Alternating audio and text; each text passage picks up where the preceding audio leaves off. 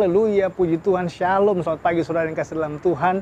Kembali kita dalam program Setiap Pagi Bersama Tuhan. Dan program Setiap Pagi Bersama Tuhan artinya setiap pagi bersama dengan firman Tuhan. Karena saya percaya firman Tuhan adalah tuntunan kita orang percaya agar hidup sesuai dengan kehendaknya. Dan saya percaya bahwa firman Tuhan juga adalah kekuatan dalam menghadapi setiap pergumulan-pergumulan yang Tuhan izinkan terjadi. Dan juga firman Tuhan adalah jawaban dari setiap masalah-masalah yang kita hadapi dalam kehidupan kita sehari-hari. Karena itu buka hati kita buat firman-Mu, biar firman Tuhan, sehingga akhirnya kita mengerti tentang firman Tuhan dalam kehidupan kita. Haleluya. Bapa, dalam nama Tuhan Yesus Kristus, kami bersyukur atas anugerah Tuhan. Kami ada sebagaimana kami ada pagi hari semua karena anugerah-Mu. Pimpin kami sepanjang hari dengan roh-Mu Tuhan. Karena itu urapi setiap kami, buat kami mengerti tentang firman Tuhan pada hari ini.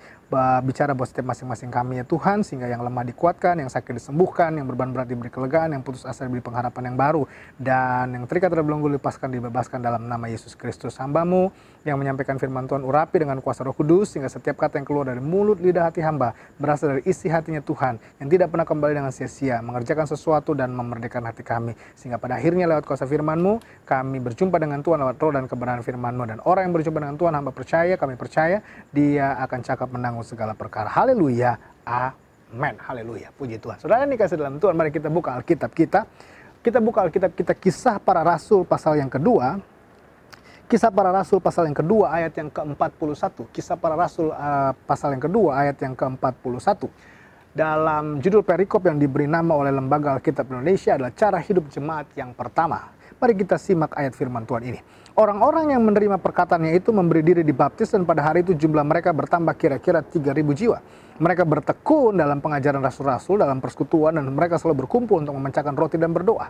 Maka ketakutanlah mereka semua, sedang rasul-rasul itu mengadakan banyak mujizat dan tanda. Dan semua orang yang telah menjadi percaya tetap bersatu, dan segala kepunyaan mereka adalah kepunyaan bersama. Perhatikan. Dan selalu ada mereka yang menjual harta miliknya, lalu membagi-bagikannya kepada semua orang sesuai dengan keperluan masing-masing. Dengan bertekun dan dengan sehati mereka berkumpul tiap-tiap hari dalam ibadah dalam bait Allah. Mereka memecahkan roti di rumah masing-masing secara bergilir dan makan bersama-sama dengan gembira dengan tulus hati, sambil memuji Allah. Garis bawahi kalimat ini, dan mereka disukai semua orang, dan tiap-tiap hari Tuhan menambah jumlah mereka dengan orang yang diselamatkan. Kalimat yang digaris bawahi adalah mereka disukai semua orang. Saudara yang dikasih dalam Tuhan, saya percaya bahwa setiap kita ingin disukai oleh semua orang. Iya kan? Saya percaya kalau engkau seorang istri ingin disukai oleh suaminya, kalau engkau seorang suami ingin disukai oleh istrinya, gitu kan? Istri yang sah tentunya ya kan? Dan kalau engkau seorang anak ingin disukai oleh orang tua engkau ingin disukai oleh anaknya. Dan kalau kita seorang bawahan ingin disukai oleh orang atasan, kalau kita seorang atasan ingin disukai oleh bawahan, siapapun kita ingin disukai oleh semua orang. Tapi persoalannya saudara, tidak banyak orang yang mengalami itu.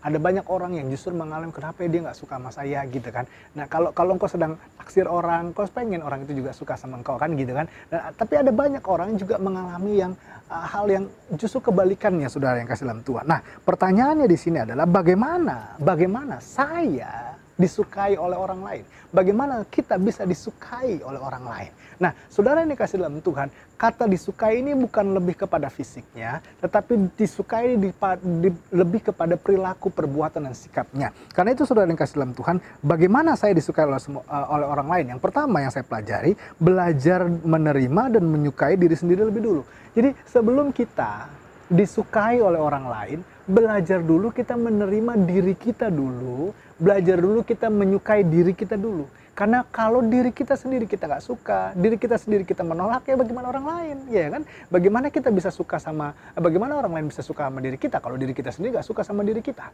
Jadi belajar dulu menerima keberadaan diri kita. Ada banyak orang yang ngerasa ada kekurangan gitu. Ada orang yang ngerasa, aduh hidung gue kurang nih, ya pergi operasi plastik, tambahin hidung, ya kan? Aduh ini gue kurang tarik sana gitu kan. Aduh, gue kayaknya kurang gagah nih kalau nggak pakai anting. Kalau cowok bilang, wah gue kayaknya kurang gaul nih kalau nggak pakai anting. Jadi ada ngerasa kekurangan gitu. Bahkan ada orang-orang tertentu, anak-anak muda ya, yang kurang pede untuk berbicara, kurang pede untuk bergaul gitu kan.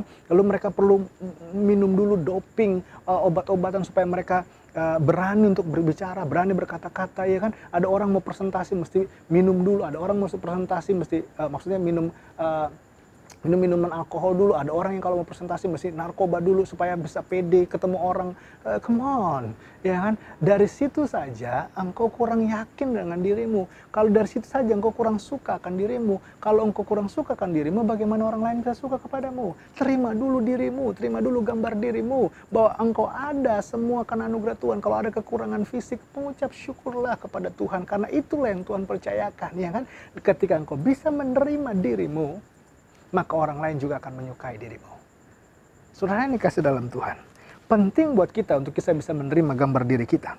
Karena kalau kita tidak bisa menerima gambar diri kita, maka sulit kita bisa menerima atau menyukai orang lain. Atau bahkan orang lain menyukai diri kita. Kenapa? Karena konsekuensi diri kita sendiri menolaknya. Nah, saudara yang kedua, dari sini maksud saya, yang pemahaman yang bisa kita timbulkan yang kedua adalah pola pikir kita, menganggap orang itu nggak suka sama saya karena hidung saya kurang, orang itu nggak suka sama saya karena mata saya kurang, orang itu nggak suka sama saya karena saya gini kurang. Kenapa? Karena diri kita tidak menerimanya. Tapi waktu kita menerimanya, kita yakin orang juga akan menerimanya dengan ketulusan hati mereka.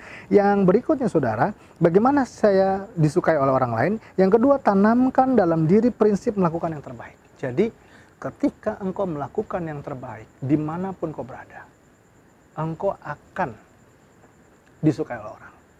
Life doesn't perfect. Hidup itu nggak sempurna. Tapi yang terutama, bukan kesempurnaan dalam hidup yang kita dapat, tetapi yang terbaik yang kita lakukan.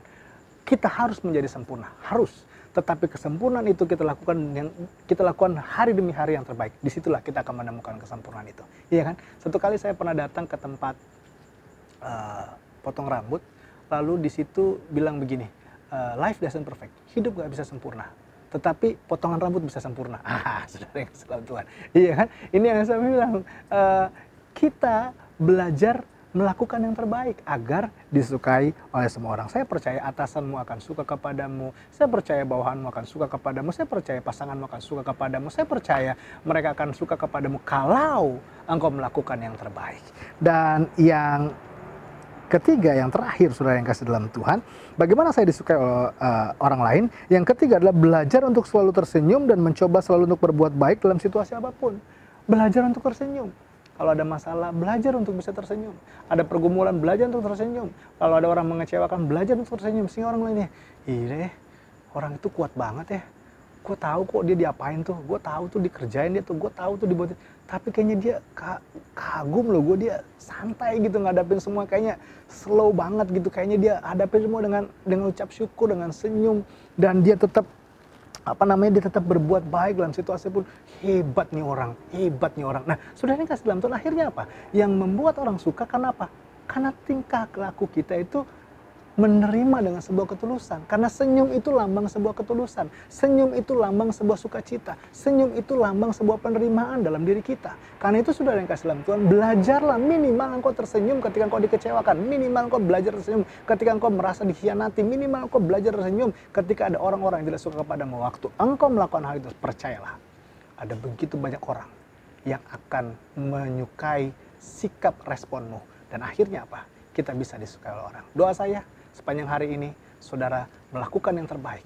Dan doa saya buat saudara, sepanjang hari ini, akhirnya banyak orang yang menyukai saudara. Suka sama saudara bukan bicara fisiknya, tapi suka sama saudara juga bukan bicara materinya, tapi suka sama saudara. Bicara suka dengan perilaku, sikap saudara yang hebat di mata Tuhan. Haleluya. Kita berdoa.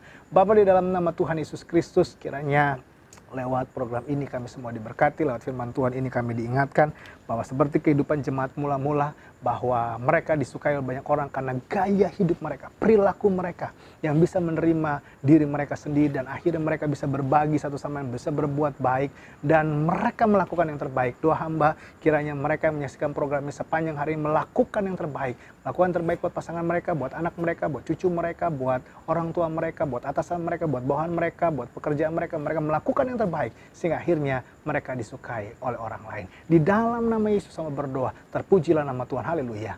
Amin. Amin. Haleluya. Saudara yang kasih dalam Tuhan, sampai jumpa dalam program selanjutnya. Saya percaya program ini tetap menjadi berkat buat saudara. Dan jangan lupa please like, share, and subscribe program ini, sehingga ini menjadi berkat juga bagi banyak orang. Dan doa saya menyertai saudara. Haleluya.